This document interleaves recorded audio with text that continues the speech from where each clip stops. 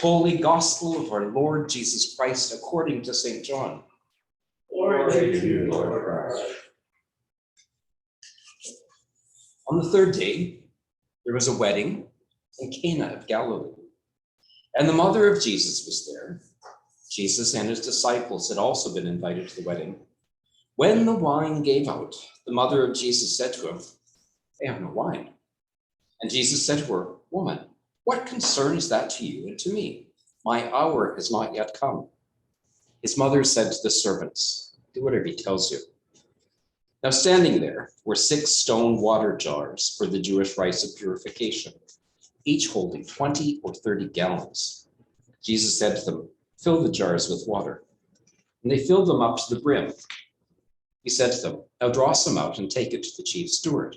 So they took it. When the steward tasted the water that had become wine and did not know where it came from, though the servants who had drawn the water knew, the steward called the bridegroom and said to him, "Everyone serves the good wine first, and then the inferior wine after the guests have become drunk. But you have kept the good wine until now." Jesus did this, the first of his signs in Cana of Galilee, and revealed his glory, and his disciples believed in him. The Gospel of the Lord. Praise to you, Lord Christ.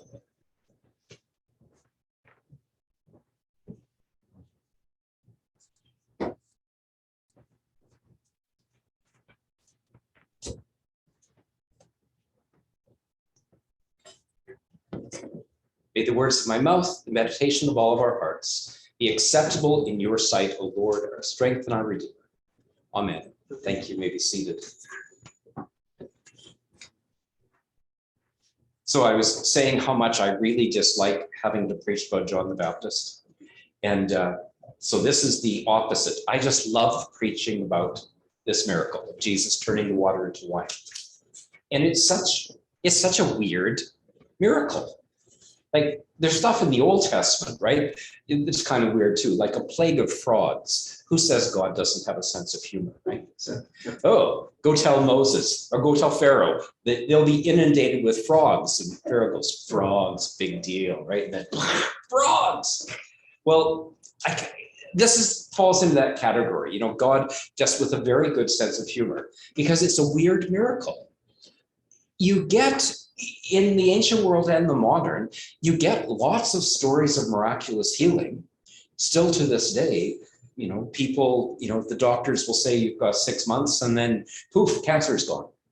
Like, and then why that person and not somebody else, right? We don't know. But healing miracles we're used to. In the ancient world, like casting out demons, that was just like, you know, everyone was casting out demons. You know, they didn't understand mental illness like we do. And so there were all sorts of rites for casting out demons and other sorts of miracles. But turning water into wine, that's just such a weird, unnecessary, kind of useless kind of miracle. Like, of all the things, you know, that Jesus might do, you know, like turning water into wine, this is not, you know, a 5-alarm emergency. And, you know, and the details are just so lovely, you know, the interaction between Jesus and his mother. He's going, "Mom," you know, like, and she's, "Just do whatever he tells you to do," right? He's my, you know, good Jewish mother. This is my boy. You know, he's going to take care of everything. And then they talk about stone jars holding 20 or 30 gallons, right? This is not a chalice of wine. You know, this is a huge quantity of wine. And in my first time around the wheel as a Christian, I was a Baptist. And I heard a Baptist preacher preaching on this. He says, "Now you need to understand, you know, that when Jesus turned the water into wine, everybody said, well, this is the good stuff." Well, in the ancient world, grape juice fermented very quickly. So this wine that Jesus converted the water into wine, this was unfermented grape juice. This was just pure grape juice. And I think I was 12 or 13, but I could tell his exegesis was a little off, because it's really clear that he turned it into wine. It's not just wine, it's really, really good wine. And there's a vast quantity of it. And it's just a totally unnecessary miracle. But it tells us, you know, and John, right? John, in his gospel, he crafts his gospel. Like, okay, I'm going to have 7 miracles. 7 signs that Jesus is the Messiah, and this is the first one. So he picks this totally unnecessary, weird, and quirky miracle to start the ministry of Jesus and saying that this is what Jesus is all about. And it's so wonderful, I think, because you get at just how it's just the pure Jesus as friend, not Jesus as Lord, not Jesus as Messiah, not as the Lamb who was crucified from before the foundation of the world. It's just Jesus, my cool friend from Nazareth, who just saved the wedding by turning all this water into wine. And this image, it strikes me as just this marvelous image of Jesus as friend, the friendship of God. And Gregory of Nyssa, dead guy, long ago, in modern Turkey, 4th century. He talked about people even back then in the church, getting all, bent out of shape and trying to scare people to death so they'd become Christians. And he says, no. You don't use fear to try to get people to behave well or to try to get people to follow Jesus. And he says, on the contrary, disregarding all those things for which we hope and which have been reserved by promise, we regard falling from God's friendship as the only thing dreadful. And we consider becoming God's friend the only thing worthy of honor and desire. This, as I have said, is the perfection of life. And he has this lovely image of why follow Jesus? Because God is our friend. And he says, and the only thing to fear is what if we lose our friendship with God? And the positive corollary of that, how wondrous it is to have God as friend. And, in whole understanding of the Trinity comes later, to have Jesus as friend. Now, I have to confess that in my walk with God, there have been times that I have quoted Saint Teresa of Avila. And there is a story that is told that she was passing some mountain pass in Spain in the Pyrenees with her donkey cart, and the donkey cart breaks down, the axle breaks or something. And then she was overheard to cry out, "If this is how thou treatest thy friends, it's no secret that thou hast so few." So sometimes in my experience with God, I'm going, okay, if you're my friend, this is no way to treat your friends. So friendship with God doesn't mean like you've suddenly, like you can pick up the phone and call the president and get whatever you want, or you're best friends with the king and, say, hey, I need some gold and maybe a castle. It's not that kind of friendship. The fringe benefits are not always as tangible as we might like. But for those of us who have walked with God for a long time, we know that God's grace, God's friendship, the gifts that he bestows on those he loves are amazing. And the most perhaps compelling reason to be a Christian is contained in Jesus turning water into wine. Why follow Jesus? Because that's the sort of person that Jesus is. And he shows us that that's the type of God who God is. And for all of the negative, the gloom and doom stuff that you find in the Bible and in life, the primary message is grace.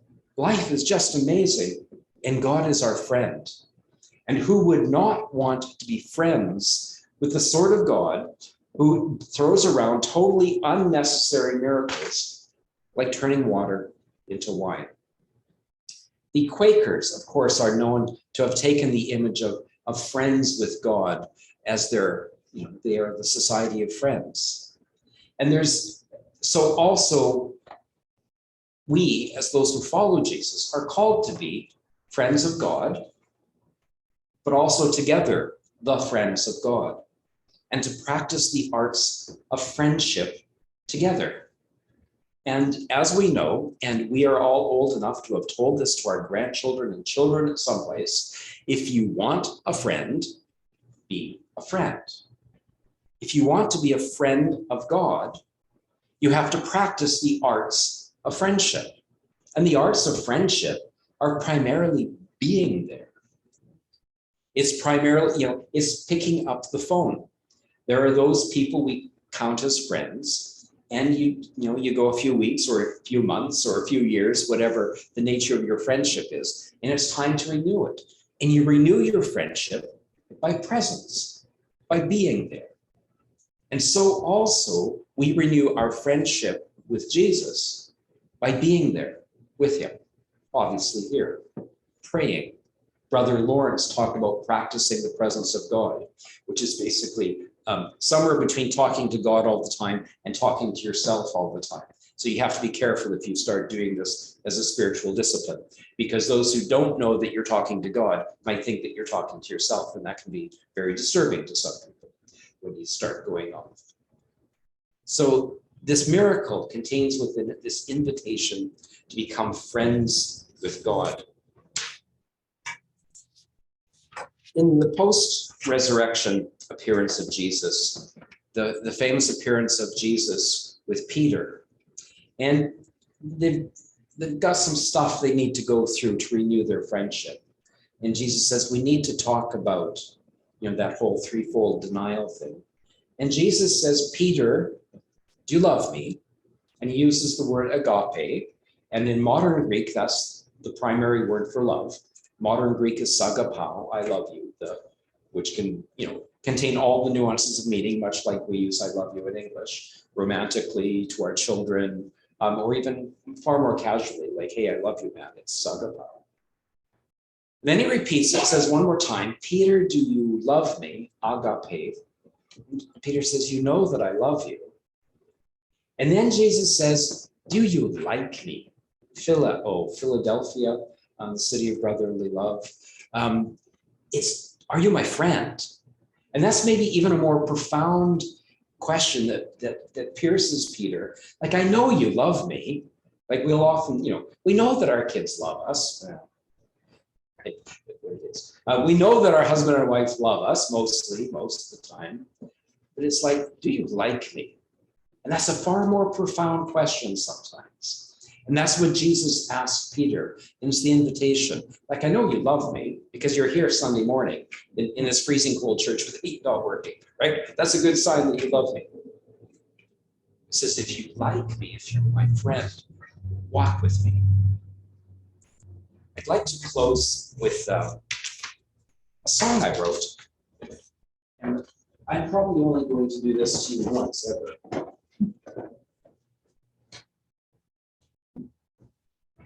But once ever is this Sunday. And I was at a workshop with a liturgical musician, and it was with musicians.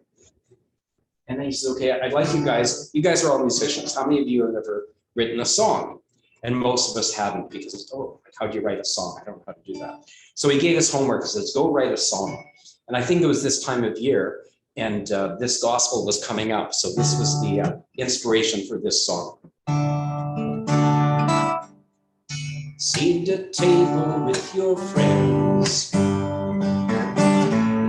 and laughter never ends, so that we might be divine. Turns the water into wine, takes another loaf of bread, breaks so the hungry can be fed. Bless loaves and fishes, now we dine. He turns the water into wine. He turns the water into wine. Water made divine. What an unexpected sign. He turns the water into wine. Looking to you to make things right. A show of messianic might. You laughed and cast another line. Turns the water into wine. Lord, that's a mighty fine draught. He looked at me, let out a laugh. your lives, great or hate. To follow me is your fate. It turns the water into wine, the mortal made divine. What an unexpected sign. He turns the water into wine. And if you still need a sign, just turn more water into wine. He turns the water into wine, the mortal made divine. What an unexpected sign. He turns the water into wine.